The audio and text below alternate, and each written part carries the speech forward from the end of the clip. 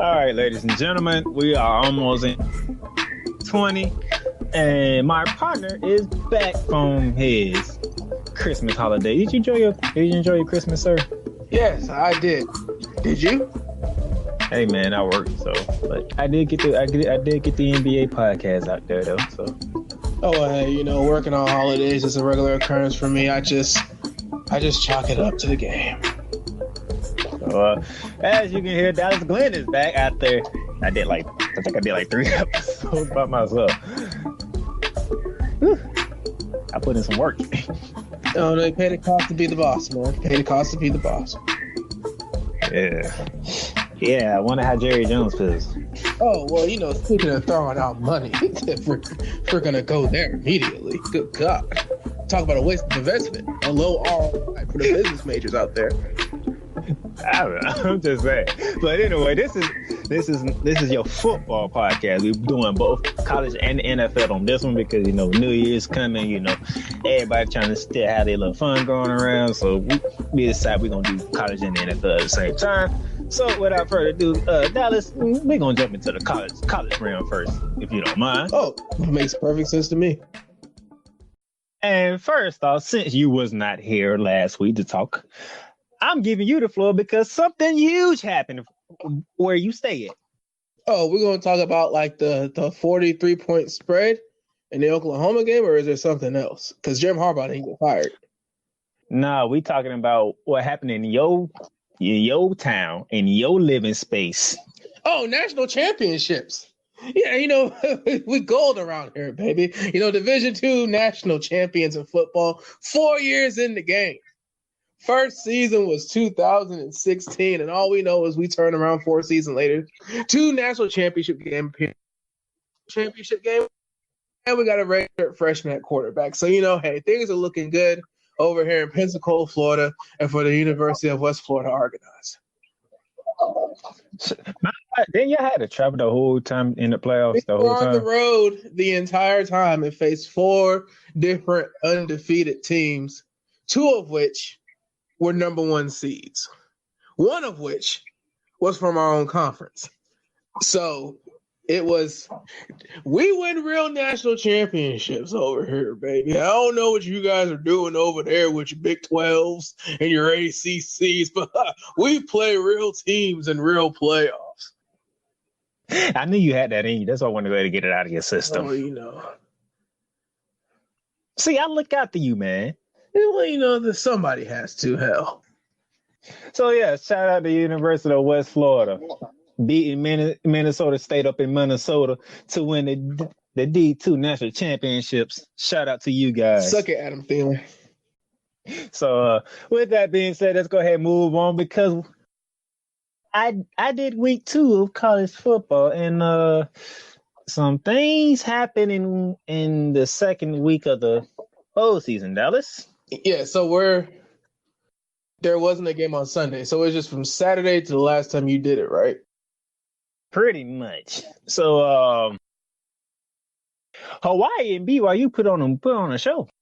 Hawaii won. Bro, it's crazy. That was the game that I listened to while I was on the road to Orlando. And all I could think to myself is, wow, this is a breakneck pace. Then the third quarter happened. Then the fourth quarter happened. I was like, oh, my, this is what I imagine a Hawaii Bowl to be. So Hawaii did exactly what FAU did, defend home field and win a bowl game. Yeah, if you're a Hawaii fan, 10 wins, a Hawaii Bowl victory, that's like what Reggie Bush has said on Fox Sports. It's either Rose Bowl or better. If you're Hawaii Bowl or better, and 10 wins, Hawaii Bowl victory, that's a pretty great season for the Rainbow Warriors. Dallas, I'm looking at Pitt sideways. And why? They played Eastern Michigan Eagles. Oh, that was the game that referee got dapped up. And Pitt on 4 points. Mm-hmm. Matter of fact, they was trailing. After the first quarter, they trailed 10-0. So yes, I'm looking at Pitt sideways. This is what's making you look. at Pitt sideways. This right here. Yes. Not the celebration and the Philly special to beat UCF. No.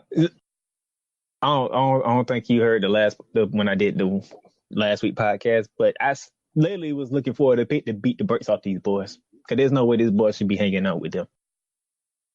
Pitt, even though they were in the ACC championship game last year, is the team that you point to when you try to justify keeping Clemson out the playoff at all costs.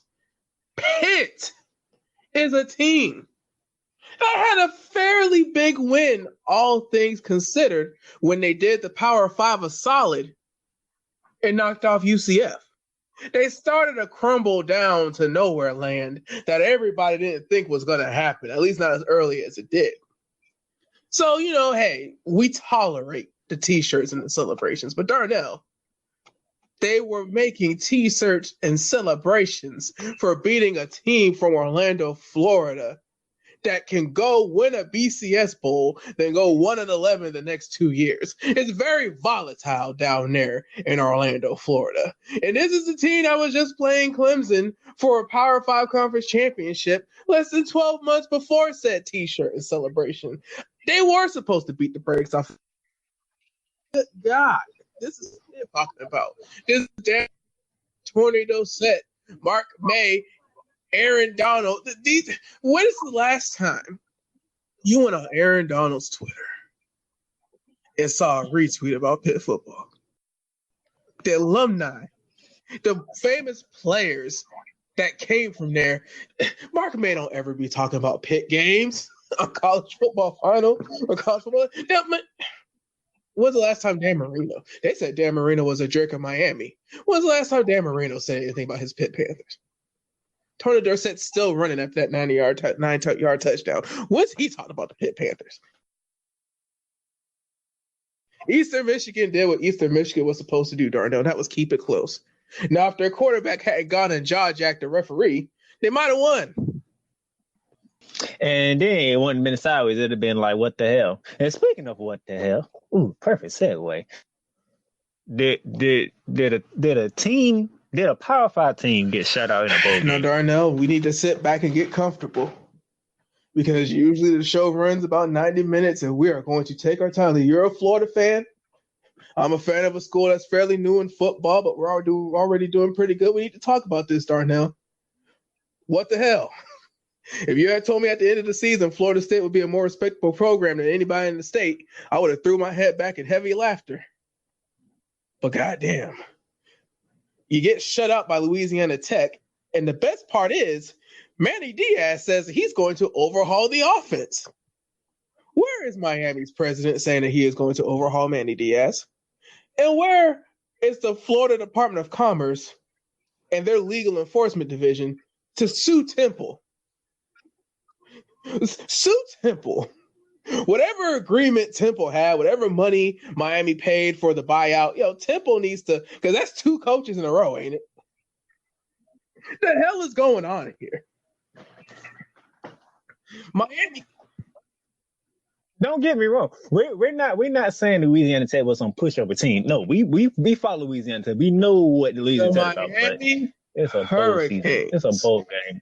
Got shut out in a bowl game by some team not named Louisiana State. The Miami Hurricanes, a Power 5 team that had a marquee matchup in week 0. They won that game against Florida. They control their own destiny. You get shut out, go 6-7, and we're talking about overhauling the offense. Tate Martell gets snaps in the bowl game. The bowl game. Yeah, and then here's what makes it even better, Darnell. They lost 14-0. The Miami Hurricanes, hotbed of football talent in the entire country, the best bed of American football talent really in the entire world. You're sitting there. You really don't even need that big of a recruiting budget. You need to just lock down the 3 and 2 stars that you could develop over time, because you're Miami. 8-5 season would do for a lot of people right now. but you get shut out 14. You can't score 2 touchdowns and a field goal against Louisiana Tech. Hell, you can't Bro, even kick a field goal. If you'd have lost 14-3, we probably having the same conversation, but we wouldn't be going like this. You know what's even crazy? Y'all got shut out. I'm glad you bring that up. 5 field goals. You mean to tell me in a college football game, you can't get to the 25 5 times against Louisiana Tech? You can't get to the 25 5 times? You can't get the ball 75 or hell. You're Miami. Let's assume you got some quarterback that can't cover worth a damn, but can average 10 yards per punt return against Louisiana Tech. You can't go 50 yards to the 25. You can't get a nice little run, a nice intermediate pass, and then a couple of first downs and kick a field goal 5 times. We're not even asking you to score. We're not even asking that one guy who's leaving Miami early to enter the NFL draft with no numbers, by the way, to show up in the bowl game. Roberto Aguayo, this never would have happened if Roberto Aguayo was a Hurricane. Good gracious. All right. A little later on in the college podcast, well, Dallas is going to address the group of 5. But before he does, Matt Brown and the Tar Heels did a thing to Temple. I was house hunting and I listened to that game, and good God, it got away from Temple very quickly. Now there were a couple of plays. There was a field goal block that I think got called back because of offside, and there was something else. But that game got away from Temple very quickly. Oof. Yeah. Oh my gosh, yeah. But on the bright side, the ground game beats the air attack. Dallas. Shout out to the Falcons of Air Force about the ground game. The ground game is always reliable. If Miami had a ground game, they wouldn't have lost 14-0. So the Cougars of Washington State, they wanted to throw the ball over the field, but when you play Air Force, run the ball, control clock. Run the ball, control clock. Run the ball, control clock. That's their first drive, Dallas. Was that the 12-minute? They got the ball with 12 minutes and 15 seconds left in the first quarter. They took that whole quarter. I heard they had a drive that went 12-27. And all I could think to myself was, my God, yes, that is peak Service Academy offensive football. If you were to buy a textbook off Amazon about teaching the triple option, one whole chapter is dedicated to clock. An Air Force textbook. You have to know how the day is going to go when you let a Service Academy hold the ball for a damn quarter. 20 plays in one drive. With no sense of urgency. It's just methodical, strategic, tactical. How about Jimbo Fisher? Got one over Mike Grundy. Here's the interesting thing about college football. And here's why college football to me is the better version over pro football, but here's why it also can be kind of tricky. You're at Texas A&M, a SEC West school. You can compete for a national championship there. You beat Alabama, you beat Auburn, you beat LSU. You will be in the playoff. You will probably be going through that schedule in the national championship game. However, there are a lot of people on the timeline. There are a lot of people on the blogs. There are a lot of people defending Jimbo Fisher. There are a lot of people saying that the Texas A&M gig is deep. Yeah, you have the resources. Yeah, you have the money. But apparently there is something going on that people like me and you, who just a general glance over every school, except for a couple, don't know. I worry, though, because Mike Grundy is one of those guys where if you're graduating from college and you don't really feel like having to update your resume every 3 years, Bill Snyder, Mike Grundy, and Joe Paterno are the 3 you look at. Like, how can I just stay at one place forever, no matter what happens? Because I'm really lazy when it comes to job hunting. He is tenured. That is a good coach. Mike Grundy has won big games and competed against a lot of schools he wasn't supposed to compete with. The problem is that name is just big enough to where I think that people will think that Texas A&M is making progress, and I just don't think that's the case. I don't know what to tell you on that one. Moving on. Mark Antonio gave me an L because I took Wake Forest. I was worried because it seemed like he was throwing the ball a lot, but then Wake Forest tried to get cute, so hell.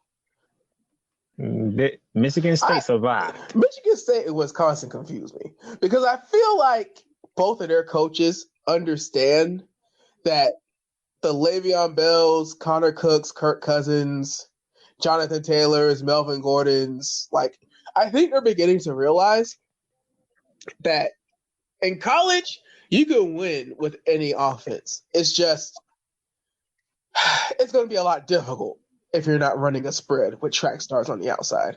And I feel like Michigan State and Wisconsin are trying to pass the ball more and trying to be more quote-unquote pro style. But with that, they have 5 years worth of recruiting on their roster that is built for Smash Mouth. And them trying to increase their passing output, it's just odd. I wonder how they're going to fix that because Michigan State almost messed up the bag. So, Iowa put a beating on USC.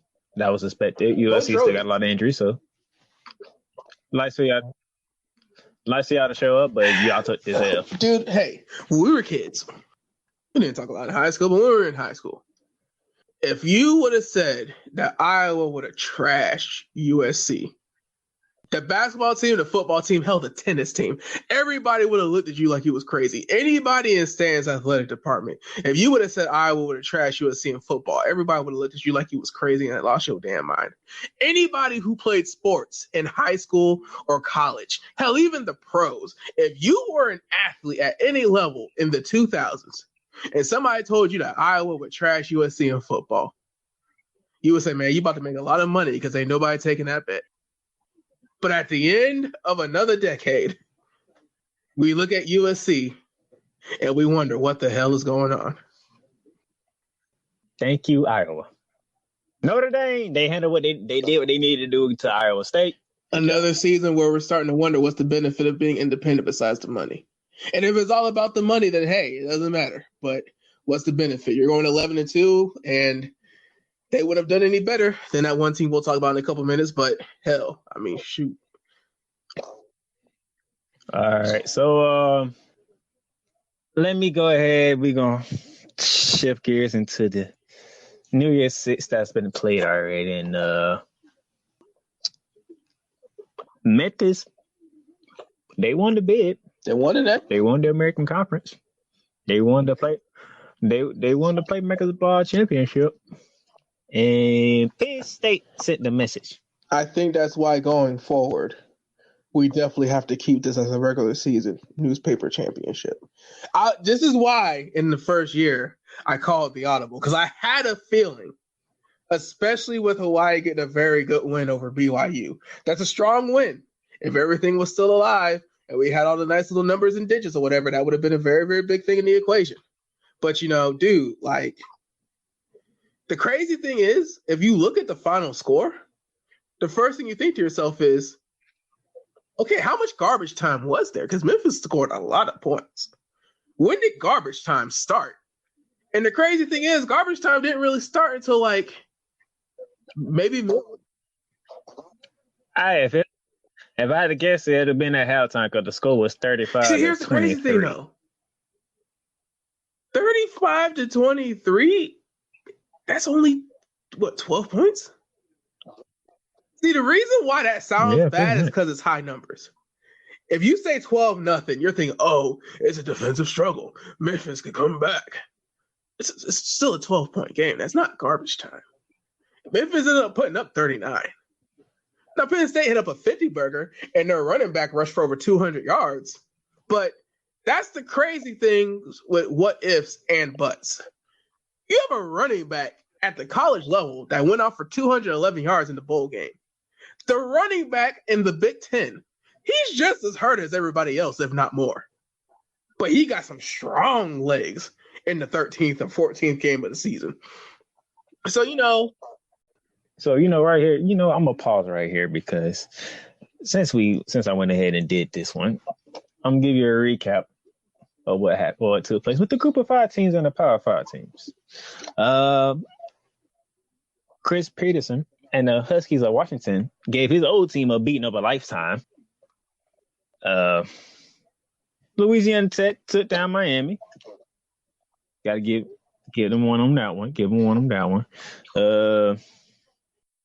North Carolina torched Temple, as we mentioned earlier. Air Force took down Washington State. And we just talked about Memphis.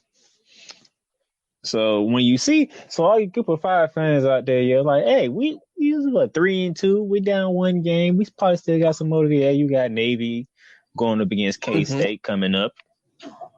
You got another one. Let me find it. Boston College against Cincinnati. So you got 2 more shots, but Dallas is going to bust y'all bubbles. Go ahead.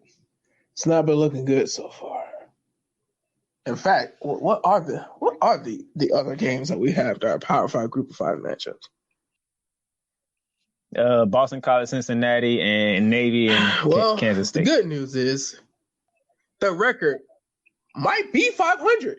The record might be one game. The record's going to be respectable. One of the most competitive years of Group of 5, the record might look decent.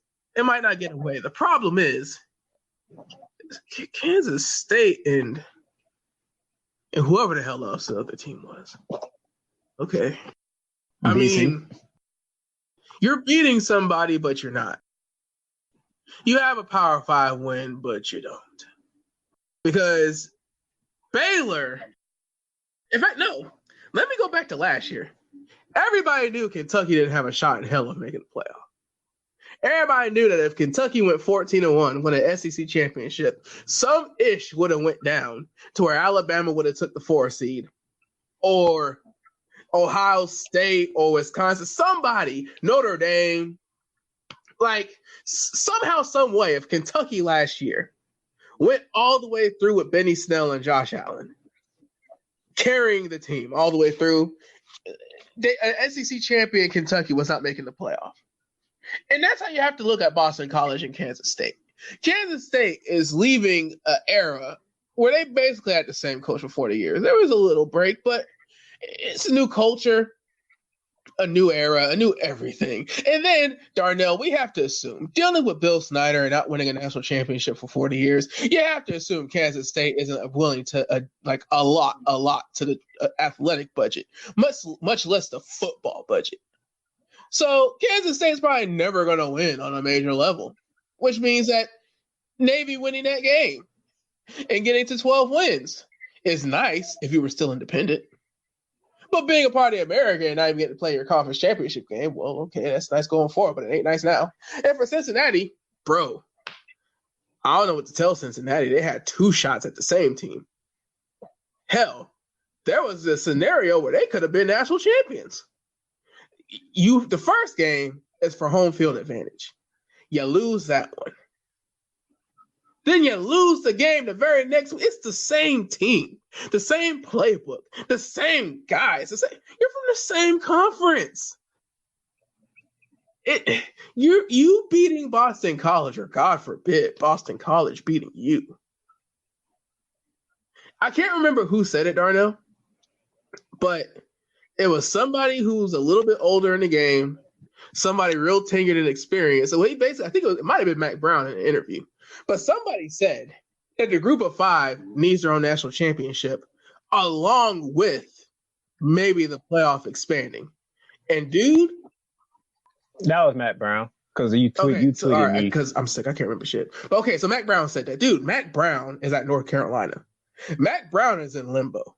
For Mac Brown to leave, who just tortured Temple. Let's think about it. Mac Brown's in limbo. He's at North Carolina. He left North Carolina to go to Texas and won national championships at Texas. He knows that at North Carolina he is both too good to win a weak-ass newspaper minor championship, but too bad to compete for the real playoff. People say the ACC is wide open like hell. Unless Dabo and Trevor Lawrence both go to the NFL next year, the ACC is not wide open. If Dabo Swinney basically becomes a college lifer like Nick Saban for the duration, if he becomes the next Bill Snyder at Clemson, the next Bobby Bowden, it's going to have to be a conference realignment.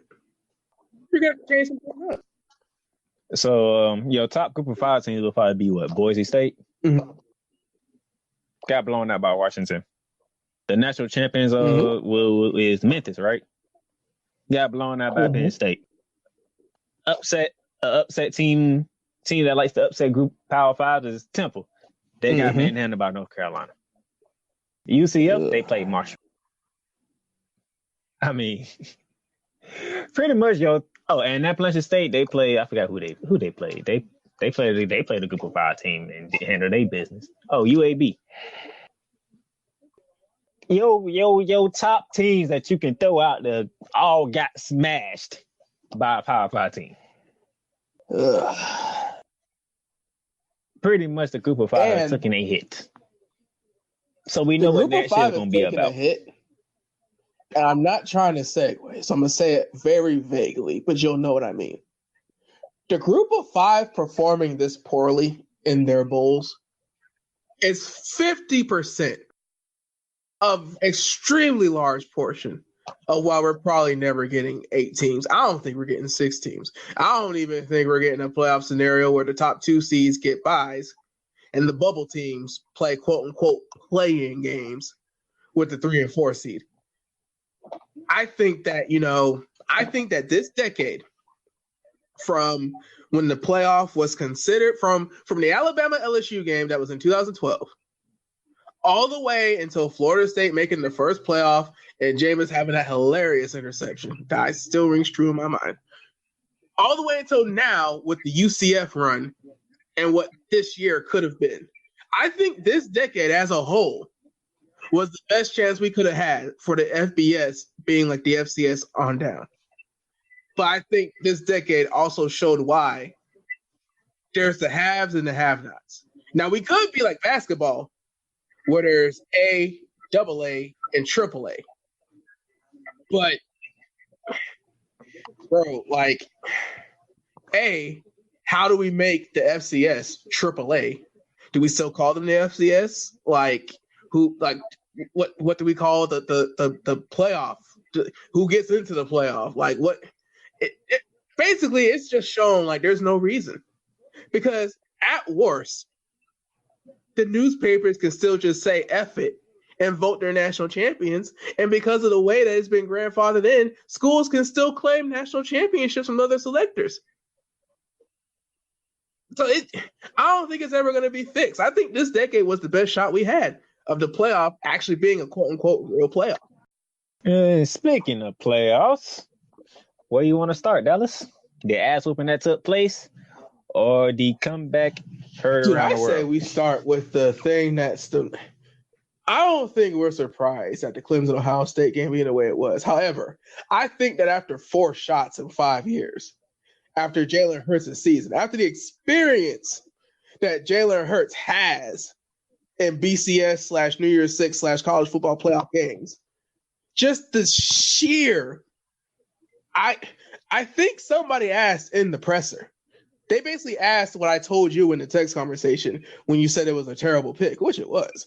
But, dude, like a guy actually asked, a journalist that and gets paid for this, asked Lincoln Riley straight up, man-to-man, face-to-face, how much of an impact do you get for those 3 players you suspended not being in the game? Because what happened was wild. And we just want to know, like, is it possible that those 3 players were that important? And that's the question I asked you in the text thread. That's the question I asked to the people now that are listening. Joe Burrow is a Heisman Trophy winner.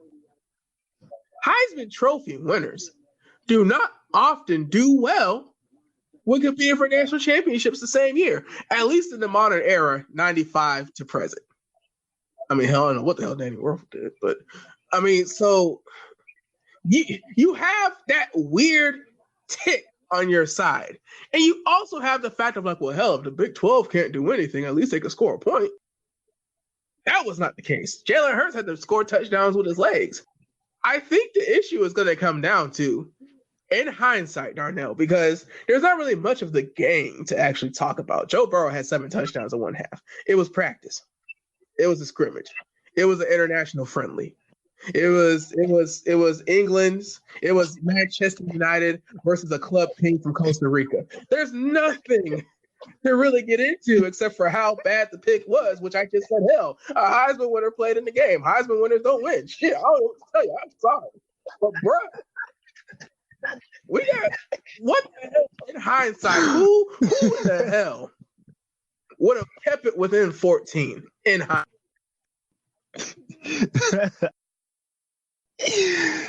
Man, I don't think I text you this, Dallas.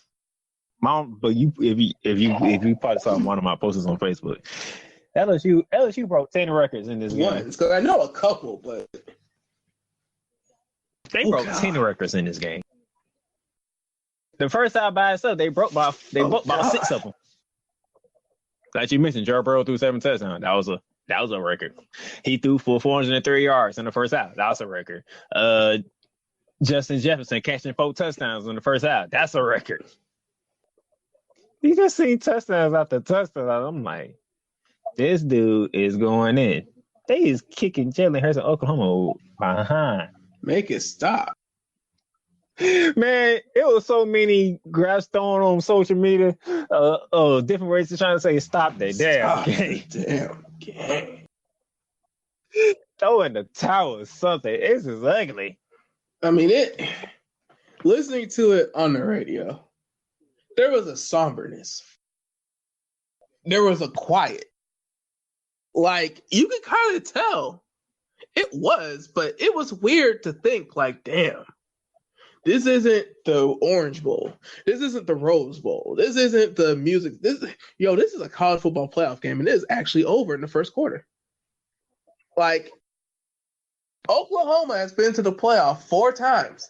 The Big 12 created the Big 12 championship game because the playoff basically said, you don't have a conference championship game. Why would we let you win it? You basically have a bye week to wait to see who loses.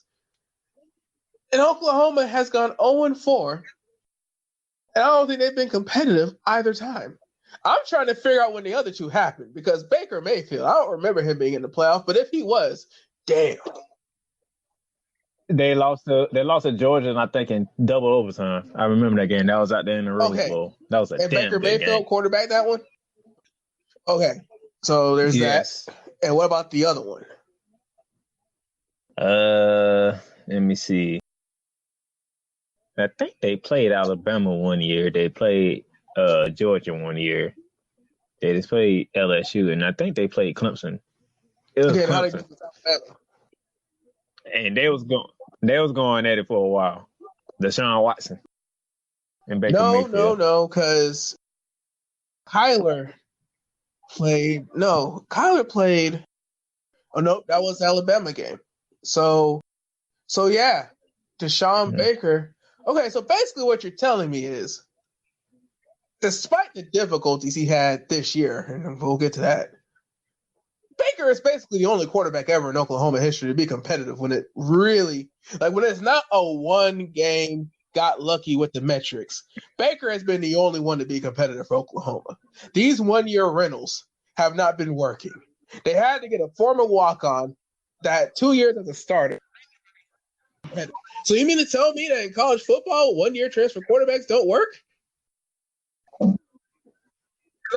Apparently not. Because speaking of transfer quarterbacks, Justin Fields. Because here's the crazy thing, dude. Joe Burrow has done everything and anything. He has over 5,000 yards this season if you include the bowl. He's gonna have absurd numbers because we have to remember Dwayne Haskins last year was in the Rose Bowl. He didn't have a second bowl game. So Joe Burrow's final numbers are going to be absurd. He's going to be up there with like the Houston single season records. With that being said, he hasn't cashed in the big one yet. Yes, he has a Heisman. Yes, he's put LSU on the map offensively, but he's only there for 1 year. and he hasn't won the big one yet. He hasn't fully validated Ed Orgeron yet, and the reason why he got fired from USC. With that being said, though, Justin Fields, the guy who wasn't even the clear-cut best man on his team, but got invited to New York. J.K. Dobbs looked good. Hey, they started off good, 10-zip. Actually, it was 16-0 before Clemson scored. And the game finished 29-23. Clemson. Now, how did this happen, Darnell? We have all Tigers national championship. Tigers going to win. A Tiger will be a champion, no matter what. So, all right, before we close out college real quick. Well, New Year's Eve, Dallas, 2 p.m. The Seminoles and the Sun Devils get together. I mean, I can't even. New head coach. Bowl game against Herm Edwards. Very respectable win if they can get it done. I'm sorry, I'm at a loss for words because after the Miami thing, I mean, bro, like, even with UCF season and what happened, you just look at every program across the state. They either made the hard decision that had to be made, or they're in the New Year's Six Bowl, or they have a chance to win a bowl title. I can't go to state anymore. I think that in this period of transition, having the same personnel that they've had the entire season, and Herm Edwards having a roster full of freshmen that have gotten this far, I think Herm Edwards focuses these freshmen and helps them cash in. I think Arizona, I did that on purpose because I knew Dallas probably had nothing to do with this one. Because every time I see this matchup, I just laugh. It's different now, though, because like Florida State, after having Bobby Bowden and Jimbo Fisher, I'm not surprised for many reasons that we don't have time to get into right now. But they made the call. They did not go for patience. They did not go for the way FSU does things. They realized it wasn't going to work. Again, I think there are multiple reasons for that, but no time. Herm Edwards, though, that is a match made in heaven. I don't know how the hell he's getting it done. I want to look up the books and see how much they allot to the athletic department because this man is. Whew. All right, there are two games to really look at for New Year's Eve. Navy and Kent State out in the Liberty Bowl. And then the Alma Bowl, you got the Utah using the Texas Longhorns. I got Utah and Navy. I want Kansas State to win, but I think Navy is. I really want Kansas State to be good because I feel like they're really one of those budget programs. I really don't think Kansas State has the resources to really be successful in major college football. Then we get the New Year's. The Gophers of Minnesota and the Auburn Tigers get together. New Year's going to be a great day to watch It's football. crazy because that's not a New Year's Six Bowl. It's not. That's the Outback Bowl. But most people are going to turn to the other game that's at 1 o'clock. You know why, Dallas? Oh, that's the Citrus Bowl. Ooh. You know who's in the Citrus Bowl? It's Jim Harbaugh versus Nick Saban. Oh, that'll be Orlando, Florida. Wow. So you mean to tell me that, let's see, probably going to be sunny, probably going to be clear, or God forbid, a coach from the SEC and a coach from the Big Ten might be playing in rainy weather. Wow. There's really no excuses. You can't be the type of coach that Jim Harbaugh markets himself as. And weather is the excuse. He doesn't have a quarterback worth a damn anyway, so he's going to have to run the ball to have any sort of a chance, but he won't.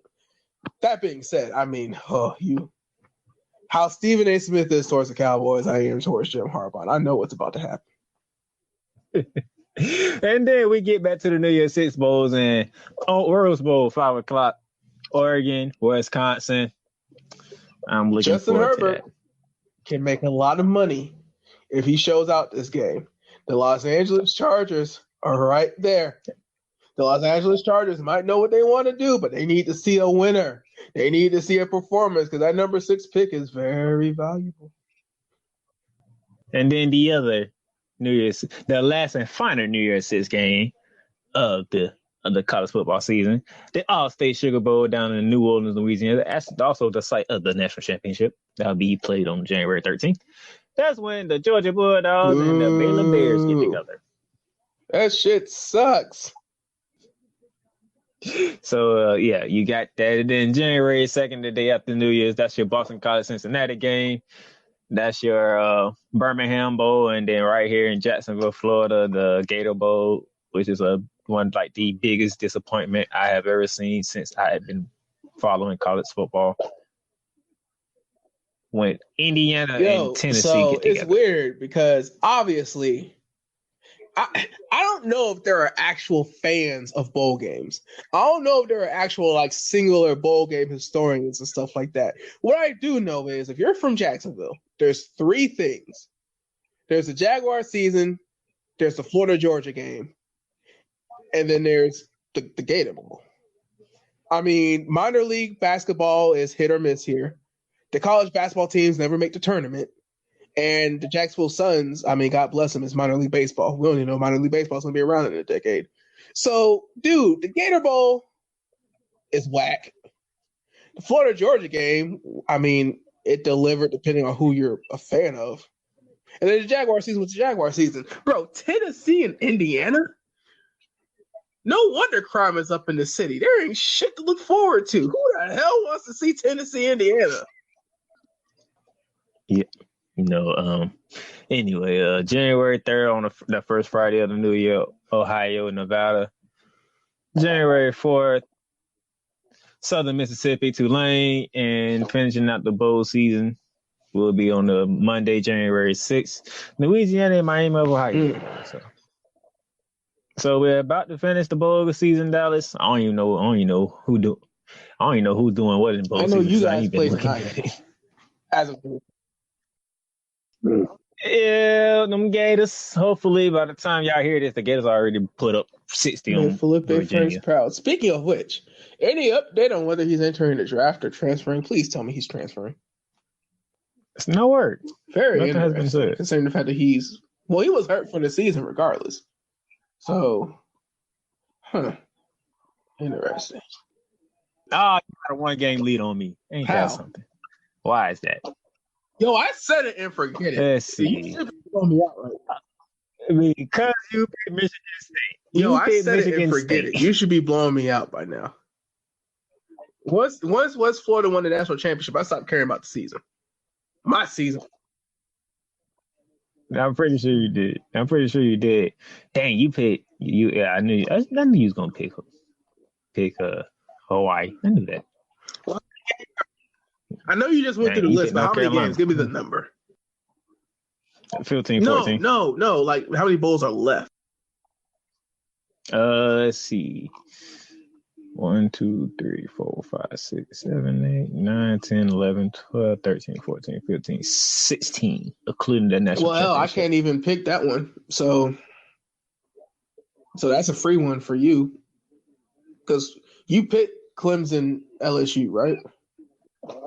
So that's a freebie. Yep. Well, who are you picking to win? I got them New Orleans boys. Well, technically they're Baton Rouge boys, but they playing in New Orleans. So. Why would you do this? You're from Florida. You know how important cities are. Mm-hmm. Either way. So LSU, that is definitely the safe pick. It's a freebie, but you should be getting that. It would be very bad for you to be basically competing against yourself and not get that. Because that means it goes to nobody. Yeah. So, yeah. But hey, it is what it is. So, let us take a break and we're going to talk NFL.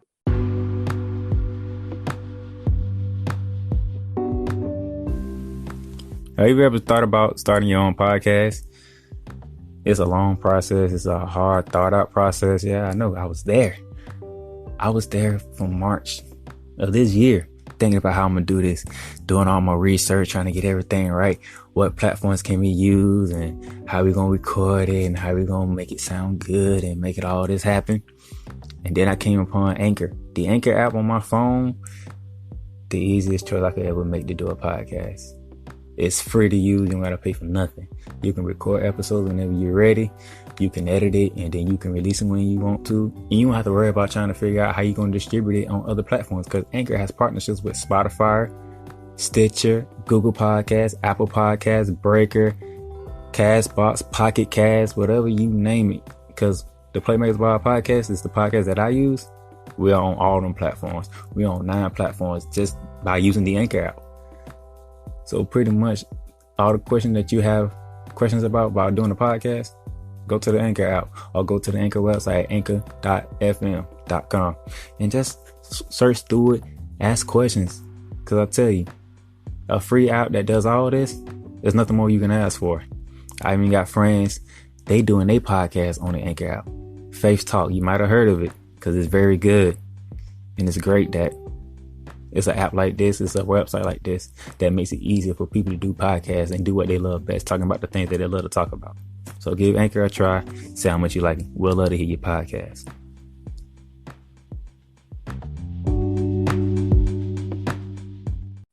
So, all right. So, for y'all that stayed with us, we finna talk NFL because there wasn't much that happened. There's not much to talk about. So, yeah. So I'm finna run through this real quickly. Shout out to the Jets beating the Bills, even though they didn't play their starters. Green Bay handled business against Detroit. Kansas City, they came back and beat the Chargers. Chicago went on the road to beat Minnesota, even though they didn't play their players. Oh, Miami, Dallas. Miami did the unthinkable. They went to Foxborough and beat the Patriots. New Orleans handled business against Carolina. Good old Jameis Winston, Dallas. That boy, if he can lower that demand to 27, 26, because there's only one quarterback next draft.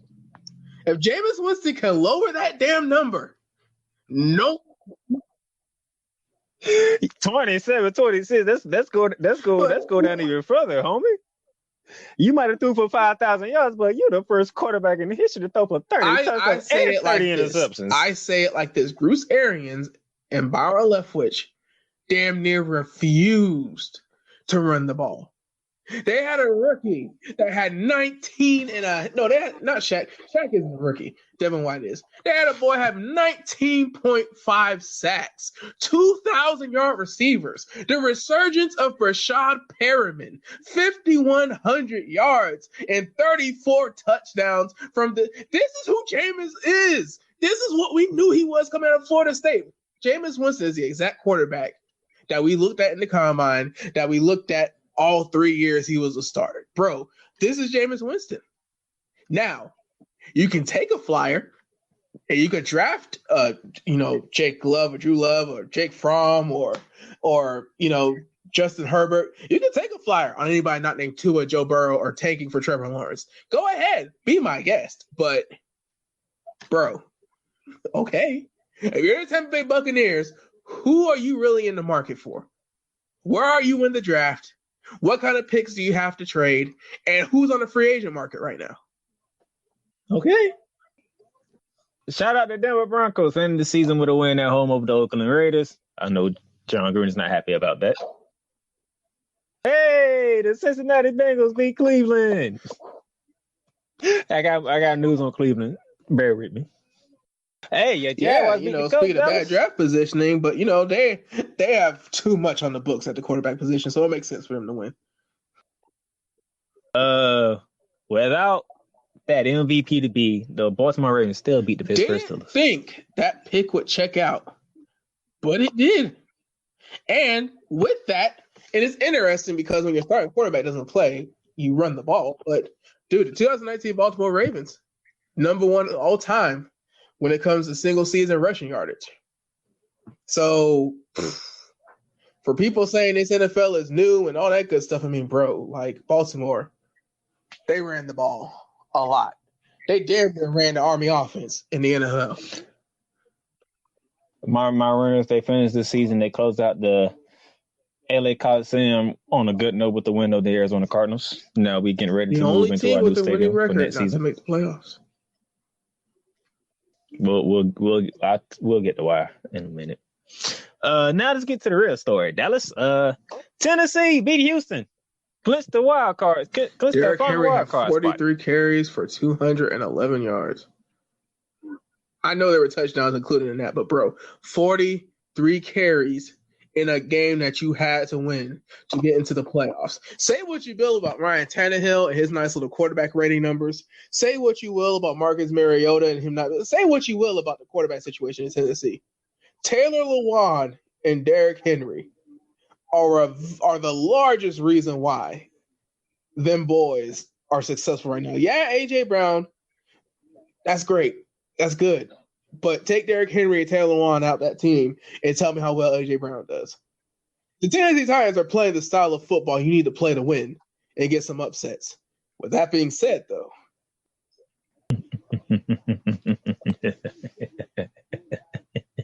How about them Cowboys?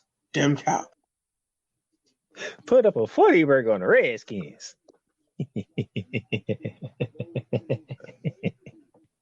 I'm sorry, Cowboy friends. I'm sorry. I can't help it. When I talk Cowboys, Stephen A comes in me. I can't help it.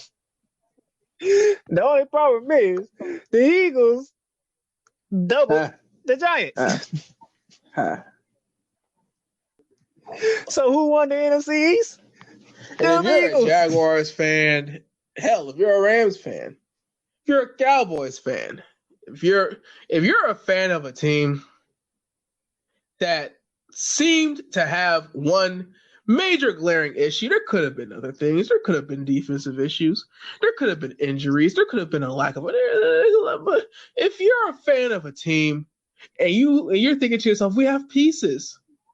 We had momentum. We had so many one possession games. How the hell are the Eagles not only division champions, but hosting a playoff game? How are they 9-7? How did this happen? Well, they're on their 11th, 12th, 13th, and 14th string wide receivers. Zach Ertz, in a game they had to win, did not play because of a broke rib. Brandon Brooks. Miles Sanders got hurt. Brandon Brooks dislocated his shoulder.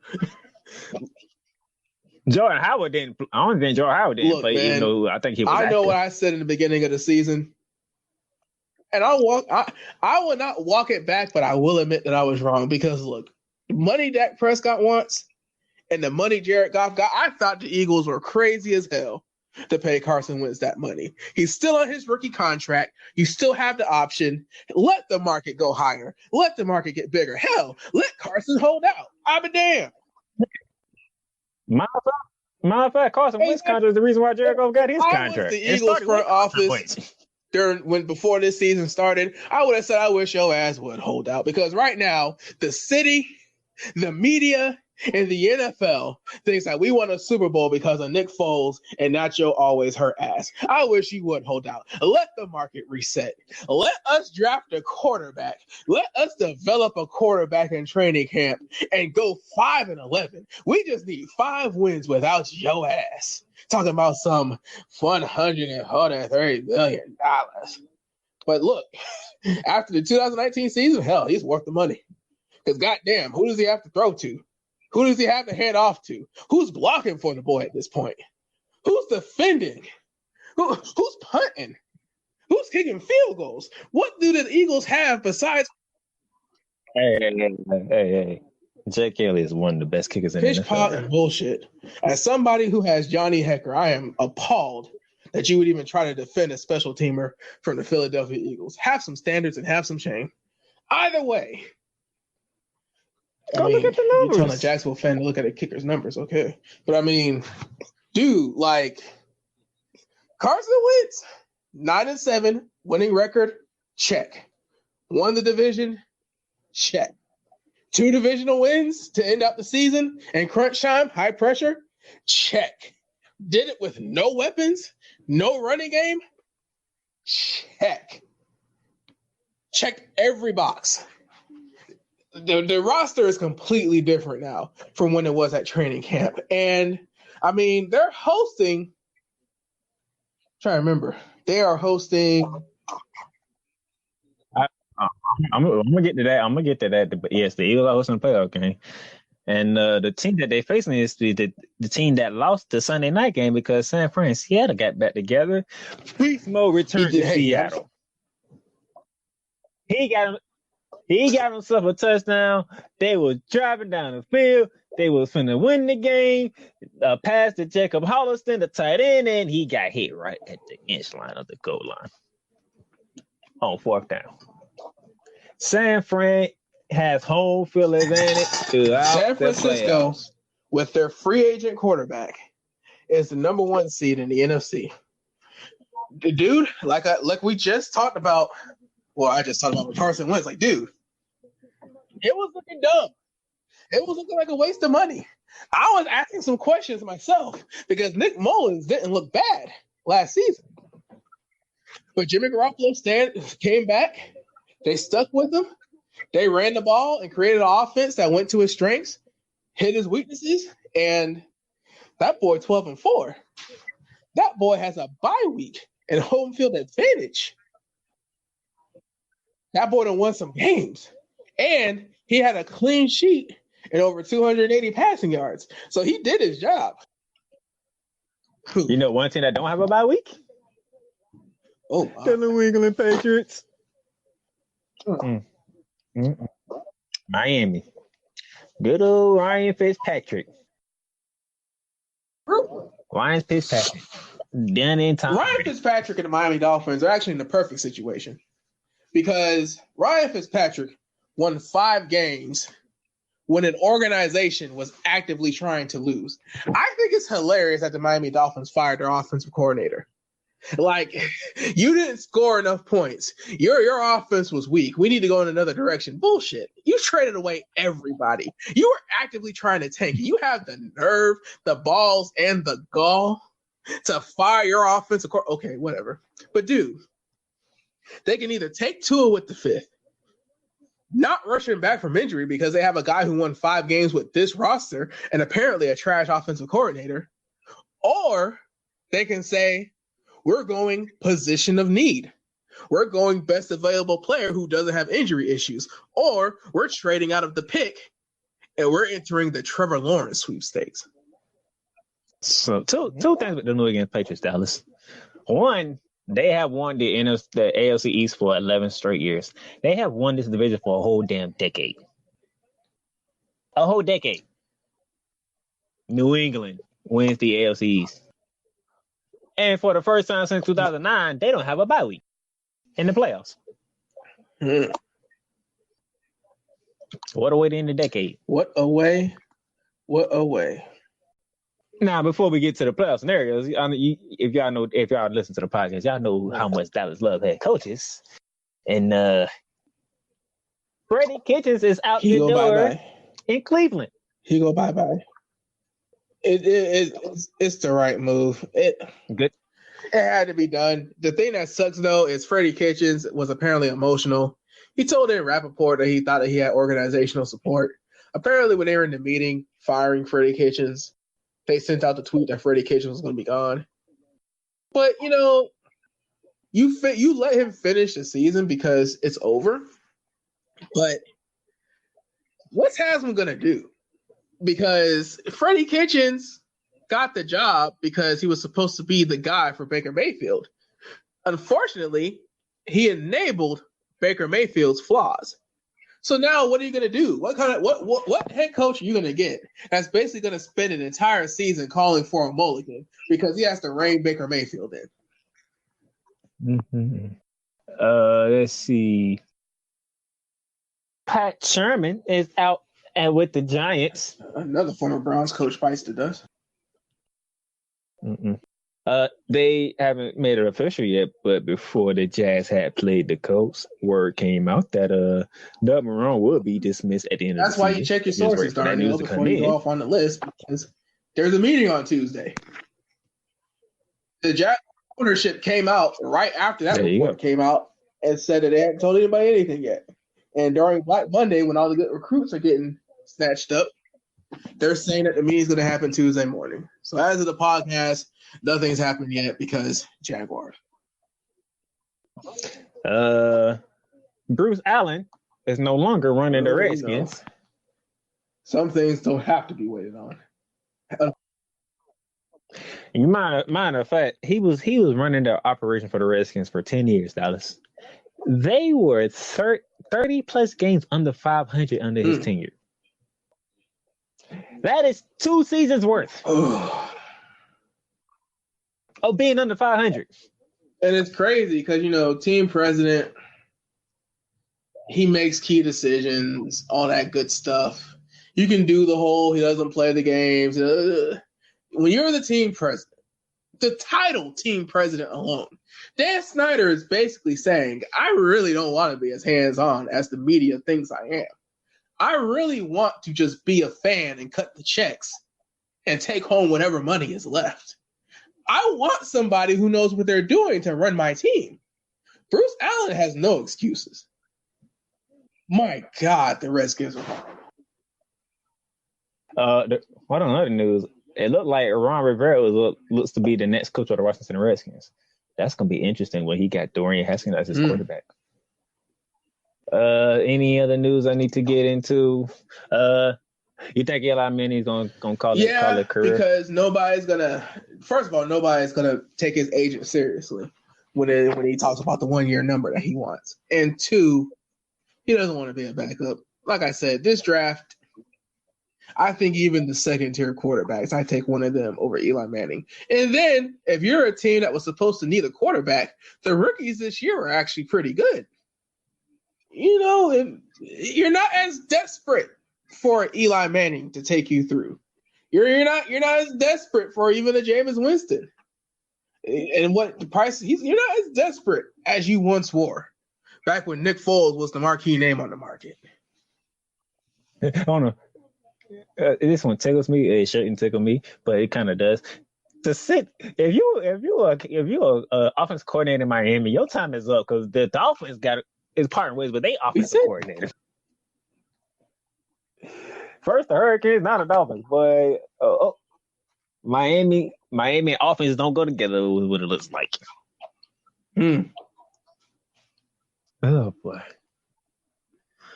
So far, Adam Gase still has his job with the Jets. Yeah. I mean, it's weird because over the offseason, for Le'Veon Bell's sake, I really hope he gets traded. Because, the deal he ended up getting was less than what he thought he was going to get.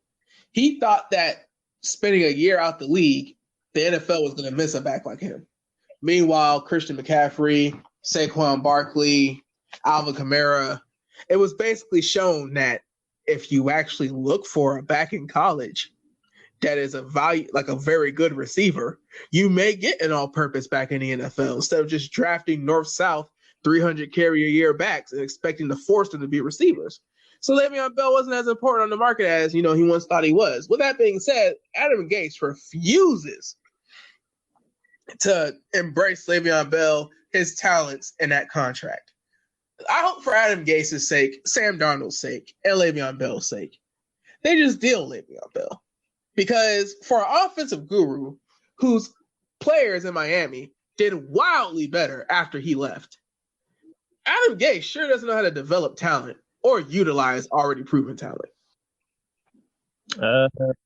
Speaking of Chris McCaffrey, the third player in NFL history to have 1,000 yards rushing. It's weird. Receiving. I remember when he was coming out. I remember his senior year and everything. It's the craziest thing is Christian hasn't ran back kicks that much. Christian McCaffrey, for the most part, just plays one phase of the game. He had over 2,300 scrimmage yards. Just playing running back. No punt returning, no kick returning, doesn't gun on kick. Like, that is absurd. What's even more absurd is if you look at the top 10 list, Michael Thomas is on the list with only 150 touches. And I say 150 touches, like, he had 150 catches the end of the year, over 1,700 yards. And he made the top 10 all-purpose list with like half to – yes, he's a receiver, but When you look at the final numbers and you look at some of the names that put up big all-purpose numbers, when you look at the Michael Thomas season, when you look at the Derrick Henry season, good God, when you really dig deep into the Jameis Winston season, a lot of stuff went down this year. And we haven't even talked about the playoffs yet. The fact that this dude, Jameis Winston here, we're talking about, for every touchdown he threw a pick to match it. And here's the crazier thing, Darnell. 5,102 yards, 34 touchdowns. The wild thing is, if Jameis only threw 20 picks, if he only threw 19 picks, Tampa's probably a wild card team right now. If Jameis Winston just throws 10 less picks out of 30, Tampa's probably falling in as first. Tampa's probably 10-6. They're probably 9-7 with a tiebreaker or two. I don't know what to tell you. I don't. I don't know. So all right, that's time to get to business now. We're gonna start in the AFC because they did the playoff format differently this year. So it's one whole conference on one day and the other conference on another day. Taxes and the Houston Texans getting the first game of the wild card round. So your seedings are the Baltimore Ravens top spot number 2 and getting a bye week are the Kansas City Chiefs. New England Patriots, since for the first time in 2009, it's playing in Wildcard Weekend. They got the 3rd seed. Houston Texans got the 4th seed. The Buffalo Bills the 5th seed, and the Tennessee Titans the 6th seed. That brings us to Saturday, January 4th. So that little bowl game they got on Saturday, nobody cares because they're gonna be tuned into the Buffalo Bills at the Houston Texans, 4:35 p.m. on ABC/ESPN. And then once that game is over, and you get to your nightcap, the Tennessee Titans are going to Foxborough to take on the New England Patriots at 8:15 on CBS. Oh, by the way, Dallas beat me in picks, so I won. He won the NFL. Matter of fact, let me look at that right now. I'll tell you that up. Go ahead and talk about these AFC matchups for Wildcard Weekend. You got Titans, New England, Bills, Texans. First of all, if you know anything about your football history, you know not to pick the Texans in a home game in the wild card round. There might be a reason that the NFL always puts the Houston Texans first because they know it's almost always a waste of time. Deshaun Watson's healthy. Laramie Tunsil, Titus Howard, they've been great additions for the team. Carlos Hyde, definitely been helping in the running game at the very least. You got wide receivers besides DeAndre Hopkins. You have all these things. J.J. Watt's even designated to return. All that considered, the Buffalo Bills and Josh Allen are more than likely going to find a way to pull it out because that's just what happens when the Houston Texans play in the wild card round. Bill O'Brien wants full control of that team. And in order for him to get full control of that team, he is going to have to show that an offseason that was basically his call from start to finish has to result in some wins. Nobody's expecting the Houston Texans to win a Super Bowl this year. However, New England is playing one extra game with a 42-year-old quarterback and an unproven team. They did nice in the regular season, but what have the Baltimore Ravens in this era shown you to where they're unbeatable? What have the Kansas City Chiefs shown you in the Alex Smith or Patrick Mahomes era to show you that you can't beat them in an AFC Championship game in Arrowhead? They don't like winning AFC Championship games in Arrowhead. That brings me to the second game. Don't drink the Kool-Aid because Bill Belichick, at the very least, is going to take away Derrick Henry. Derrick Henry has speed, but he is not a burner. He is not going to take tosses and stretch plays and get to the outside and outrun Kyle Van Noy, Jamie Collins, Stephon Gilmore, et cetera, et cetera, et cetera. A.J. Brown might get some catches, but for the most part, Stephon Gilmore is probably going to have a good day. You're basically asking Ryan Tannehill to have no Derrick Henry as a receiving threat and A.J. Brown having an off day because he is a rookie and win you a game. You're asking Ryan Tannehill to win you a game with his tight end, second, and third receiver options. And, bro, if you think that can happen, you're just a flat-out Patriots hater. Because Ryan Tannehill has played against the Patriots numerous times. And if there is one quarterback that Bill Belichick could have gotten to help get him through the wild card round and breathe a sigh of relief, it is Ryan Tannehill. All right. Real quick, final tallies is me 159, 96, and 1. Dallas Glenn 167, 88, and Say it 1. again. 159, 96, and 1 for me. 167, 88, and 1 for you. The ties threw me off. I still forget that Detroit game happened. That was the first game of the season, pretty much. So you're taking Buffalo. You taking the AFC East, pretty much. Houston's a 3-point favorite. New England's a 4.5 favorite. I'm gonna take New England.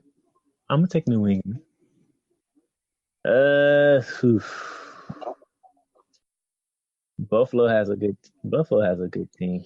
It's just Buffalo. You don't know what Josh Allen's going to do in the playoffs. Houston has shown you what they're going to do in the playoffs. You know what? I think since Deshaun Watson got one playoff game under his belt already, he got a taste for it. I'm over with Houston. I think Deshaun Watson is a difference in this. It could be true because we don't know how real full are going to play or not. But I think Deshaun Watson can be the difference in this. That's just me.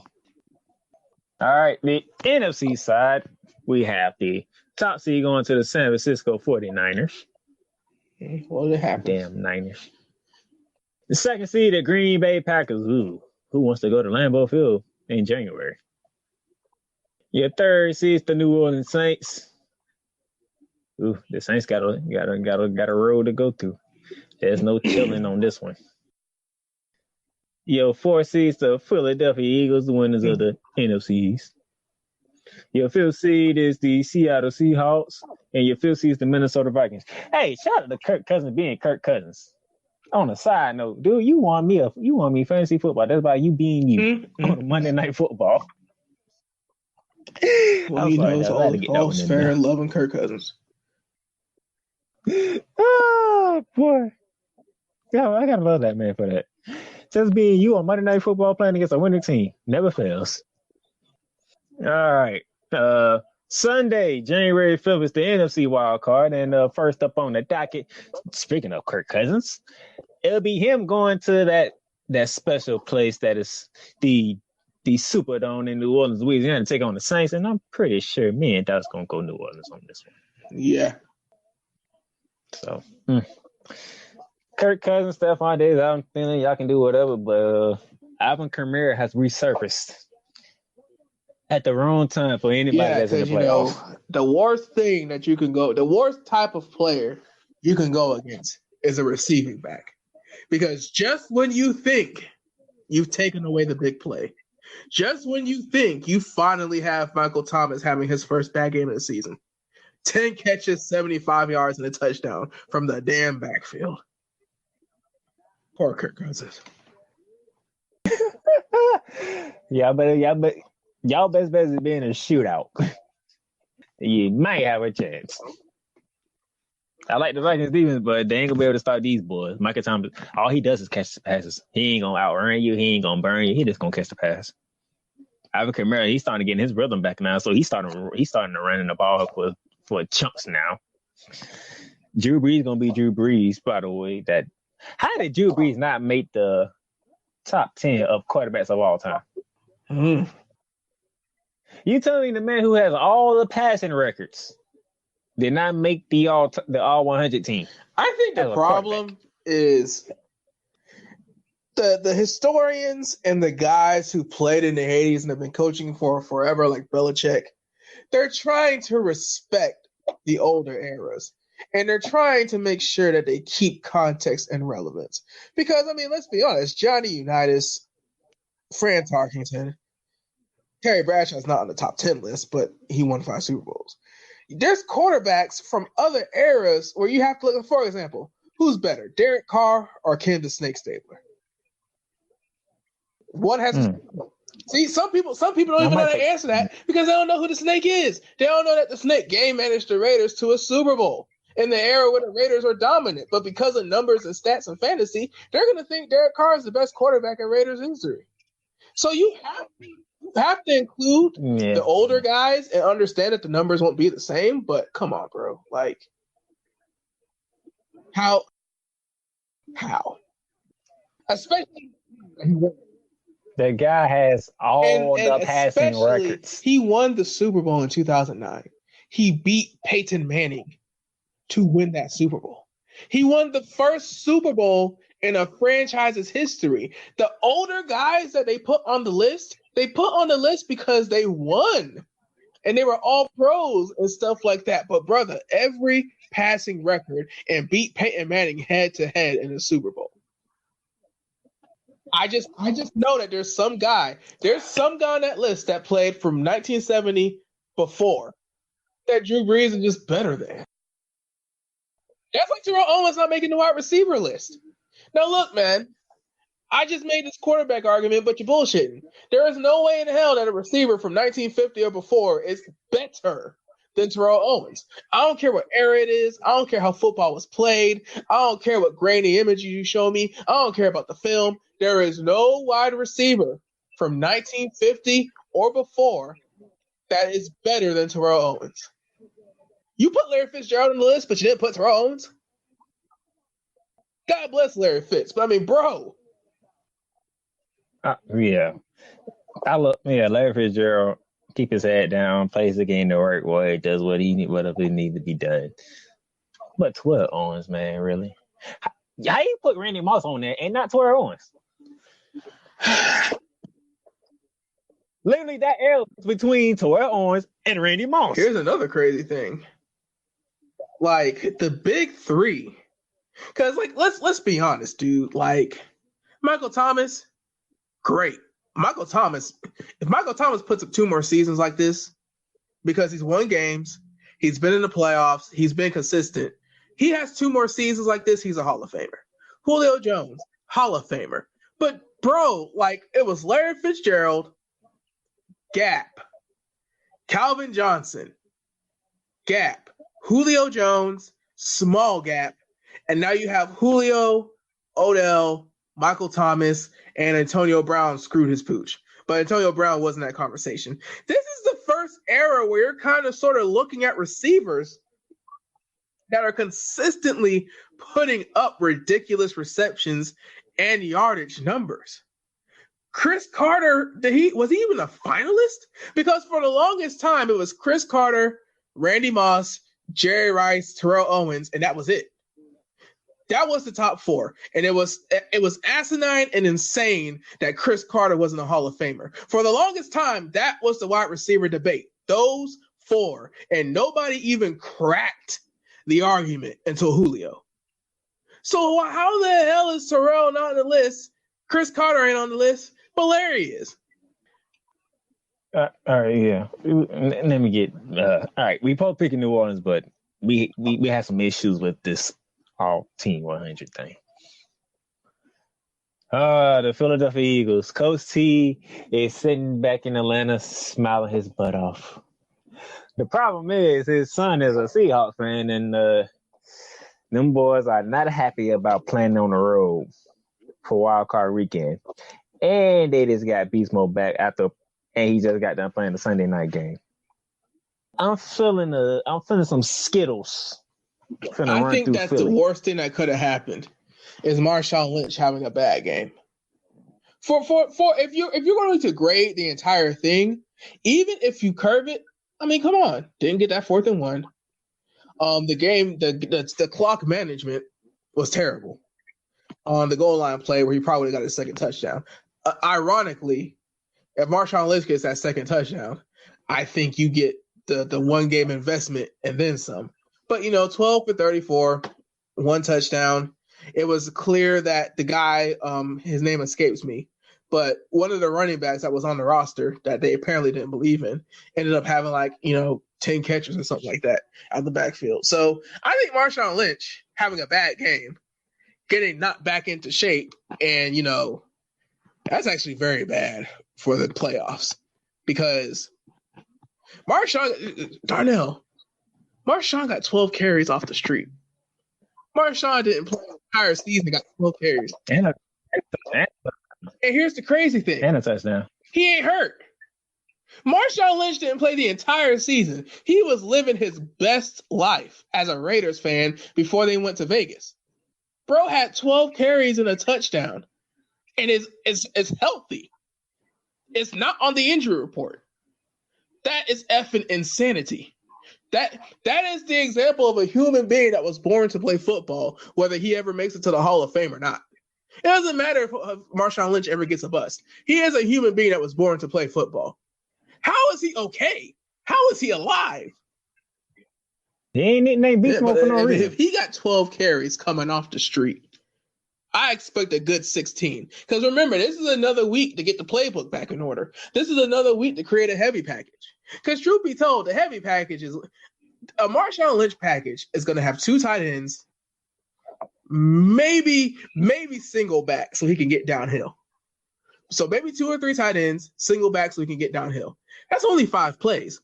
There's literally only so many plays you can draw to that formation. You need to have 4 plays, 2 to the left, 2 to the right, and you need to have a play action play. But other than that, I mean, you can create a 5-play package because their heavy package right now probably already has 3 of those plays that Marshawn can run. Because Marshawn right now is Marion Barber. He is a short yardage specialist. I don't think Marshawn's going to go 20 for 80, but good God if he does. By the way, since Wilson been in the league, the Eagles have never beaten Seattle. Well, matter of fact, they went up to Philly earlier this season and beat the Eagles. Because I watched that game. Well, so there you go. I'm rolling with Deshaun Watson. That's gonna take his chance with Josh Allen. I'm not really taking my chance with Josh Allen. I just know what the Houston Texans do in the playoffs. We both rolling with New England over Tennessee. Ryan Tannehill, you had a great season. You came in, you got these boys into the playoffs. Great, but somehow, some way, whatever energy New England has left to be pissed off is gonna get used against y'all, and then they probably won't get bounced out the division. Very interesting. That's just me. For somebody who is in your situation in particular, J.K. Dobbins just announced that he's entering the draft. It's very interesting for some teams going forward, especially teams that might need fresh legs at running back. Look at that. Look at breaking news on the podcast. There you go. We both going to New Orleans and Seattle for the NFC, so if that's the case, we're going to see another rematch between Seattle and San Fran. You talk about ratings. You talk about things sell themselves. Again, say what you will, say what you want. Everybody was at the edge of their seat when the Seahawks were on the 1. If it wasn't for their linemen getting hurt, if it wasn't for Pete Carroll's 4 o'clock management calling 2 timeouts after incomplete passes, dude, all I know is that the San Francisco 49ers allowed a touchdown to Marshawn Lynch off the street. If that rematch happens, and Marshawn Lynch got eyes on them boys, he knows who's about it and who ain't. Oh, that's going to be a very interesting rematch. Hey, what you were saying? You got cut off there. Oh, I'm just saying, like, Marshawn Lynch had a touchdown against a team that it was the first team he played off the street. If the San Francisco 49ers and Seahawks have a rematch in the playoffs, he's going to know who was and who wasn't about that life, and he is going straight for them. And then that would mean New Orleans is going to Lambeau Field. Oh, my gosh. You talk about, first of all, the weather. Second of all, Aaron Rodgers versus Drew Brees at this point in their careers. Because here's the interesting thing. I think that both of those defenses are going to take out Aaron Jones and Alvin Kamara. So basically, you're talking about Michael Thomas versus Devontae Parker. Everybody probably takes Michael Thomas in that situation, but still, because Marshawn Lattimore, then you have superstar corners. Jair Alexander, I forget Green Bay's number 1 corner's name at the moment, but Marshawn Lattimore, Kevin King. No, it's another one. You got Kevin King. You got Alexander. Yeah, Jair Alexander. Zaire Alexander. All right, it's him and Marshawn Lattimore. Those are the two corners where it's like, well, I mean, can you slow him down just a little bit? Can you get that extra half second for the pass rush to get there? Because I think it comes down to a quarterback duel. I think it becomes a passing matchup. And I think even in the frozen tundra that could become Green Bay in the playoffs, that game is going to be a classic because of Aaron and Drew. But, I mean, what are the other possibilities, Darnell? So since we both took New England, that would be New England and Kansas City get together at Arrowhead. And then the winner, whoever wins in the Houston Buffalo game, is going to Baltimore. So could we have Josh Allen versus Lamar Jackson part 2? Could we have Deshaun Watson versus Lamar Jackson part 2? I mean, some is with a Josh Allen Lamar Jackson matchup. What are the final rushing totals, and how many of those yards came from the quarterbacks? Because with Deshaun Watson, he is a dual threat. We forget that, but I mean, I don't want to say it, but I kind of have to. When it comes to just like, okay, running quarterbacks, who you got? I put Josh Allen above Deshaun because Josh Allen can't do what Deshaun can with his arm. So a rematch between Buffalo and Baltimore would be very, very interesting. That'll be right up your alley. 2 teams with top 5 defenses. Yep, and quarterbacks that just take it into their hands. F it, just give it to me. So we'll see what the division round looks like because we are finally in the playoffs. Thank God. Which means we're that much closer to the end of football season. So are we doing our hypothetical awards later on in the playoffs? Nah. I mean, MVP, it's pretty much Lamar Jackson regardless. Well, I think the actual debate, and that's why the actual debate is going to come down to offensive rookie of the year, defensive rookie of the year, and defensive player of the year. I think those are the 3 awards. And also like most improved player. I'm trying to think. I want to say, let's see, because off the top of my head, just being a Jaguars fan, Leonard Fournette is a candidate. But how many people had sorry seasons last year that had like great seasons this year? Actually, wasn't that many. Yeah, I'll take a look at all the awards and see who's in it, and I'll make a decision from there. You got your college football. We talked about that ass whooping that took place in Atlanta. Matter of fact, Joe Burrow threw more touchdowns in that one game than Matt Ryan did in the whole season. And Matt Ryan was still top 5 in passing yards when it was all said and done, I think. I got all Tigers national championship. Hopefully, by the time y'all heard this, my Gators would have put a beating on Virginia as expected. You know, hopefully we could both give each other high fives because we won the most important games of the seasons for our teams. So, hey. Sit back and see if I'm going to laugh at Florida State. I mean, you can't laugh at Florida State any harder than you laughed at Miami. So, hey, there's that. I wasn't even laughing at Miami. I'm disappointed. I almost shed a tear. I almost want to go down there and ask what the hell is going on here. I would hate to have actually went to that school. At least there are some fans that didn't even go to Miami. Imagine being an alum. Imagine having no choice but to be a Hurricane. Good God. Group of 5, y'all got to try again next year. That might have been it. No playoff expansion for anybody. And try again next year. Y'all did good in the regular season, but y'all didn't show up in the bowl season. And that's why y'all won a regular season title. Jim Harbaugh, you have a date with Nick Saban. And a date with destiny. Either that's going to be happy, or that's just going to sit there, hey, he finally did his job. I feel if Jim Harbaugh wins that game, I feel that it will have the same consequence as Jimbo beating Oklahoma State. Damn. Let's see. Oh, I released a college basketball episode. You know, we finished non-conference play. We're getting into conference play. Recap the Big Ten ACC Challenge. San Diego State and Auburn State unbeaten. Liberty. You know, we talked about University of West Florida. Dallas. Liberty is 14-1 going into conference play. No, their nice little transition to the big time is working well, ain't it? They went to Vanderbilt and beat Vanderbilt, but they just came up short against LSU down in Baton Rouge. So that's they want to blemish. And hey, I mean that's good news for the local teams, UNF and JU, because right now Liberty is running away with the A-Sun. It's not even close.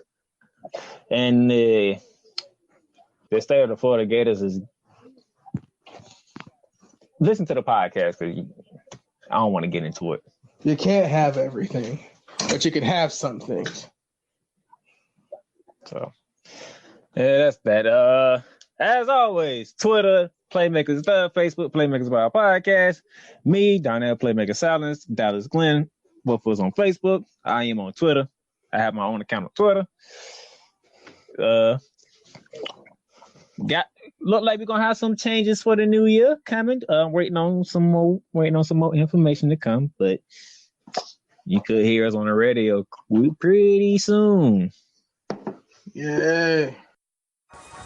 And as always, Spotify, Apple Podcasts, Google Podcasts, iHeartRadio, Stitcher, all those good platforms that host podcasts you can catch us on. So as always, follow us, download the episodes, let us know what you think. If you got any questions or you got a take you want to put up with us, and we'll think about it, look at it, respond, and leave us a review. Tell us how you feel. So any last words on this football episode, Dallas, as we get going into 2020? Congratulations to Yuli's own Derrick Henry. You love to see somebody from the local area be successful and prove a lot of people wrong. Some people, Darnell, and it's crazy to think, didn't think Derrick Henry was going to play running back at the college level. And look at him now. But two things can be true. I can be happy for a guy from the Jacksonville area, and I can also hate those bastards from Nashville. Fuck you, and have fun getting blown out by the Patriots. Happy New Year's. We'll see y'all again in 2020.